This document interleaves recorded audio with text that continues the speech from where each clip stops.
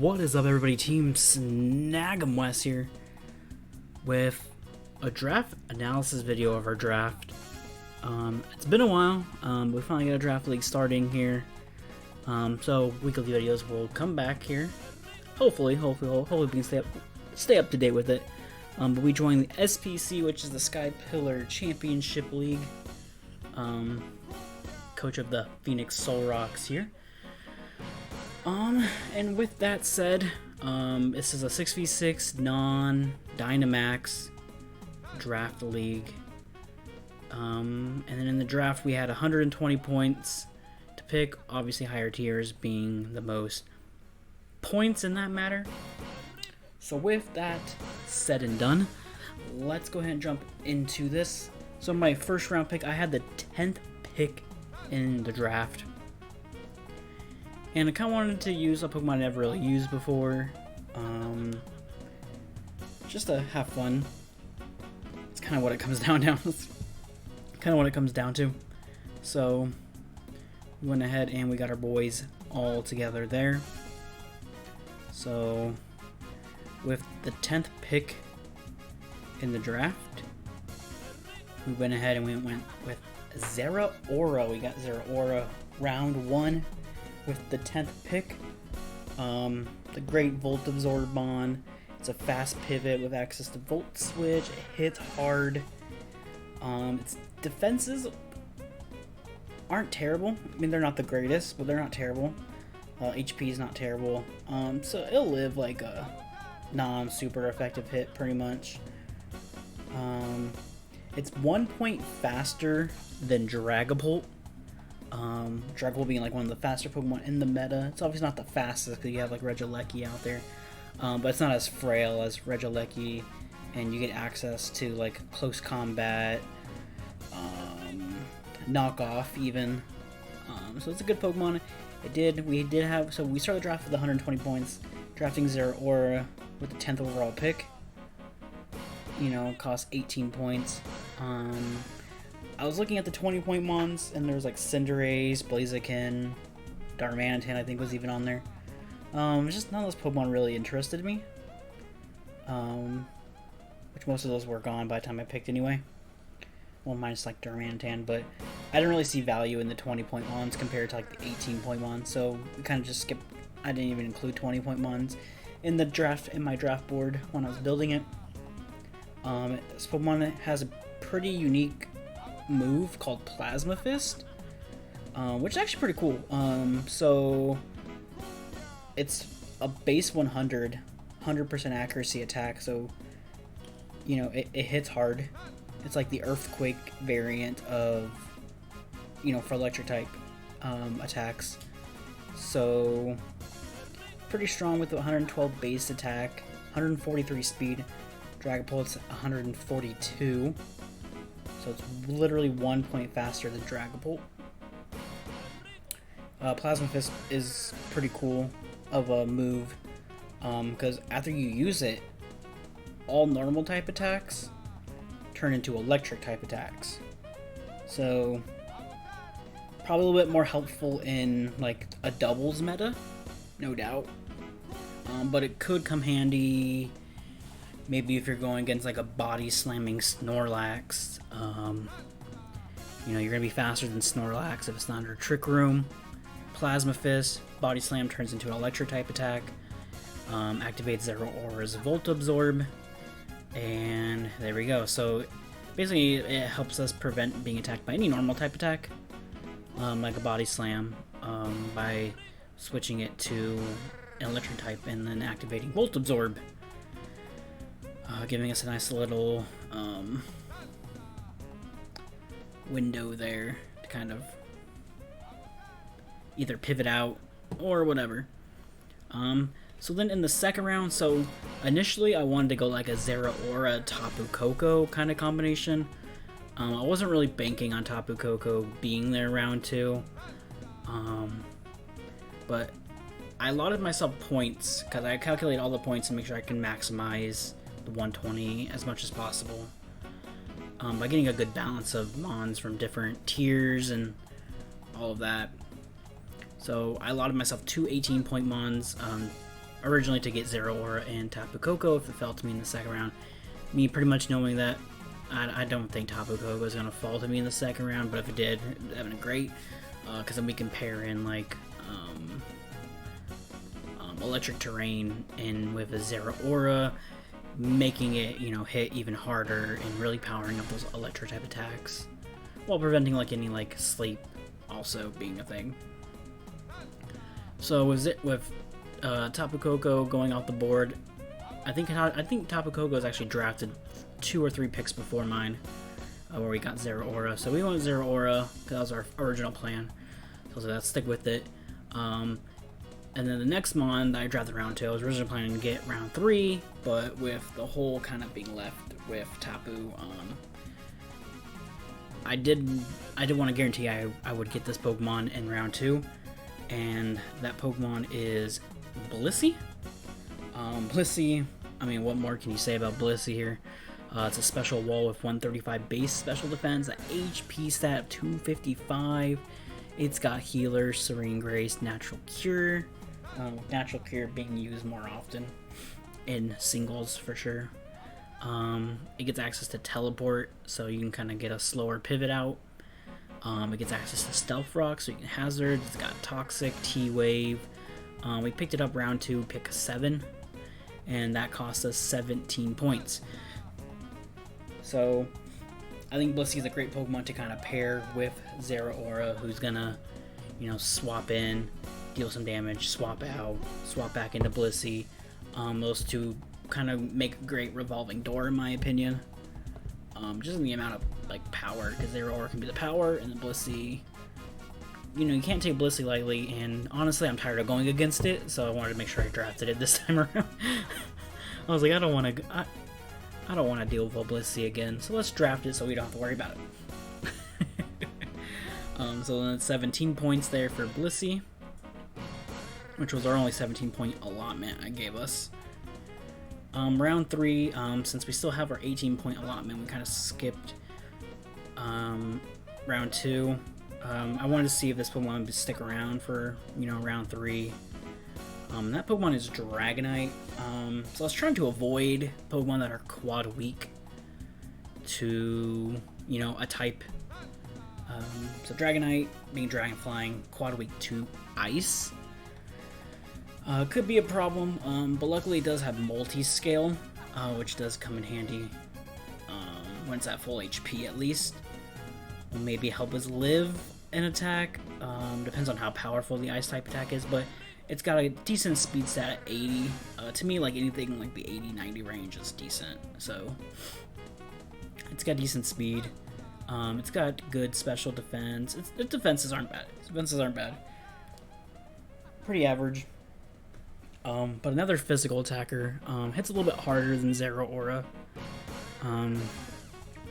But it's a good mon, you know, with multi-scale. Weakness policy is a good combination to use. Because then you can, you know, weakness policy, you can dragon dance, trust your multi-scale.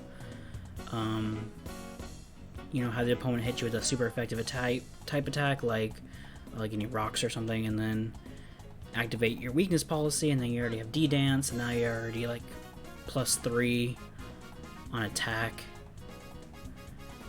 Also we got it round 3, pick 10, and 18 points. It's got a pretty good move pool. It gets access to the elemental punches for kind of type coverage and all of that. I saw it there and I was like, you know what, this is actually probably good, because with Zero Aura around, there's a huge ground weakness. With that being Zero Aura's only weakness is ground. So now we have a Pokemon that can that we can switch into predicting earthquakes, with that flying type being immune. It'll help us out with Zero Aura in that kind of regard. Now in the 4th round, I kind of wanted to go for a Grimmsnarl. Kind of wanted to get a Prankstermon pretty early in Grimmsnarl. Pretty good typing, and you know, probably one of the best Prankstermons out there. You know, it gets access to Sucker Punch and kind of those moves. But Grimmsnarl already got taken at that point. So I was kind of just like, well, we have our special wall, so let's look at a physical wall. Buzzwole sitting right there, and I was like, you know what, Buzzwole, good HP stat, really good defenses, speed not terrible, kind of puts in like that mid-tier speed. So somebody uses Trick Room, we're not completely boned in that regard. So it's a little bit slower than Zero Aura. Also another physical attacker though. It's really strong. It has like access to Drain Punch, Leech Life, Beast Boost. So if we go into like attack being its highest stat, we'll get Beast Boost on attack for every KO that happens. So every kill. So it's another good Pokemon to kind of switch into. You know, off of a teleport from a Blissey or a Volt Switch from a Zero Aura. It's going to be our physical wall Pokemon that can kind of take a physical hit. Well, we have Blissey that can take our special hits. And then Zero Aura and Dragonite being, you know, our physical attackers. Kind of with electric immunity and ground immunity with those two Pokemon. But Buzzwole is another physical attacker, so the next round here I figured I had to do something with, you know, the 3 physical attackers that we have. We don't want to be super predictable and have people just set up Reflex on us, and that kind of limiting us in that regard. Buzzwole cost us 15 points, so I thought it was a pretty good value pick there, and gave us a much needed defense there. So in the 5th round, we went ahead and got Magnzone. Magnzone with a really good special attack. It was also Steel type, because I noticed that, you know, with Buzzwole around and Dragonite around, that there's a Fairy weakness. So I wanted to try to get a Steel type here. So we got Electric Steel type Magnzone, another Pokemon that can also Volt Switch, kind of pivot out of things. Has access to Sturdy, so kind of guarantee us to live a hit. It also has Magnet Pull, so people can't switch out their Steel types. Has pretty good physical defense with 115. That's definitely nothing to look down on. And we also dropped it for 13 points. So I thought it was really good kind of value. And there's also Analytic, which could come in handy because it's not the fastest Pokemon. So get that 30% attack boost, or special attack boost, against faster opponents. I thought it was a pretty good pickup. Adds another Steel weakness, it being, or not Steel, ground weakness, being 4 times weak to ground.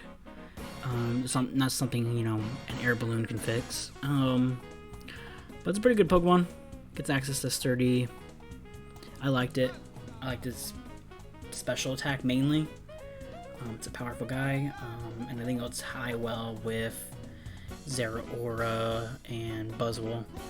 And it also gives us another kind of like bulkier defensive type. That's not Buzzwole, so adds more to that. So then I wanted kind of for the next pick, I wanted more of a water type, because I was like, well, now I'm kind of thinking I have a fire type weakness. So let's try to take care of that situation here. So we went ahead and got Jellicent. Jellicent's a Pokemon I always like. I love watching in like single battles. I like its recovery options. I like its Will-O-Wisping. It has access to Water Absorb, so it adds a water immunity to our team. Even has Cursed Body, and also being immune to normal types as well. It's got decent bulk, especially on the special defensive side. 105 is not terrible. Pretty high HP. We got it round 6, pick 7, and it costs us 11 points. There's just so many things you can kind of do. This Pokemon has Strength Sap, it has Recover, it has Scald, it has even Damp. You know, I don't know. I guess I don't really know how much that would actually come into play. Obviously there would be some situations, but so that's that. Jellicent was a cool Pokemon that I felt like using. So into the next pick, I really wanted to get a Prankstermon, and I kept eyeing Prankster. You know, I kept eyeing it, mainly because there's not a lot of Prankstermons. I think there's still a couple of them that are undrafted out there, but there's just there's not a lot of Pinsir Mon, so I kind of wanted to get a Pinsir Mon that also had good typing and also gave us a poison immunity as well. So we have Klefki is a Steel Fairy type with Pinsir. I had Klefki Season 3 of the TPL. We traded it after Week 1. Kind of always regretted trading it Week 1. I wish I kind of gave it a little bit more time before dealing it away. But it's got a good typing with Steel Fairy typing. It gets access. It's a Pinsir Mon. It gets access to your light screen, it reflects. It has defog as a hazard removal, and then it can set up spikes as well, and also use like Thunder Wave. We got around 7, pick 10 for 10 points. For those of you that are keeping track of their point total here. So going into the later rounds, I was kind of looking at, so like rounds 8, 9, 10, I was kind of looking at more like support mons that might cover some typings that we don't have and might help benefit previous typings that we've had. So in the 8th round here, we went ahead and drafted Appleton with Thick Fat. You know, it's also for, you know, the fire and ice types. It is quad weak to ice. But again, it's mainly for the fire types with Klefki and Magnzone. It kind of gives another option that's not Jellicent. They can come in and live a fire type attack with Thick Fat. Has good recovery options. Has a grass typing, which we didn't have previously. And then it was only 8 points. It has pretty good defenses, HP. Obviously, Thick Fat is what really kind of gives a little bit more extra bulk. It's just kind of a fun Pokemon that I've seen a few people use throughout Draft League, and you know, it's kind of situational, but I like the way it was used. And 8 points, you know, it might not be a Pokemon that stays on our team forever. We can definitely dump it off for a better 8-point for sure. But I'm excited to use it and give it a go. In the 9th round, I was kind of hoping this Pokemon would be like there around 10, but I always feel like it's always like one of those late pickups that people like to pick up. So we picked it up in the 9th round, and that is Shubble here. Also another sturdy Mon with tremendous defenses. HP is a little lackluster, but with those defenses, definitely makes up for it. This is, you know, it can set up your sticky webs, your stealth rocks. It has good bulk. We got around 9, pick 10, and it only cost us 4 points, so we kind of went from like down to 8 down to 4. And then after this round, we kind of had 6 points. But Shubble is, well, it's Shubble, so there's not really much else we can really talk about. It's a good Pokemon. It really is. It's a good Pokemon. I like what it can do. It can slow down some people, and then it can also set up hazards and do its thing. And then in the final round, we spent 6 points. Round 10, pick 7 on Pinsir. Mainly just to give us an option to set terrain. It also gives us another electric type immunity with Lightning Rod, and then it can set electric terrain with Electric Surge. This Pokemon's actually pretty good. Rising Voltage is actually really deadly with Pinsir. It can also set up hazards and gets access to like Toxic Spikes and all those. So it's a good Pokemon that I like, that I can pair with Zeraora, that I can pair with Magnzone. You know, that can come in, set the terrain, pivot out. I just liked it. So overall, we're kind of just looking at more bulk of a team, and just Pokemon that I thought would be fun to try to play around with. So we'll see how it goes. But yeah, that is about it. So that is the squad, and kind of why we picked who we did. Toward the end, Pokemon definitely kind of changed from what I was originally planning, but it just be like that. So thank you guys for watching. Looking forward to hopefully being able to stream some more and record some more videos. We got quite the sealed Pokemon card collection now, so we're doing pretty good there. But thank you guys for watching, and peace out. Bye.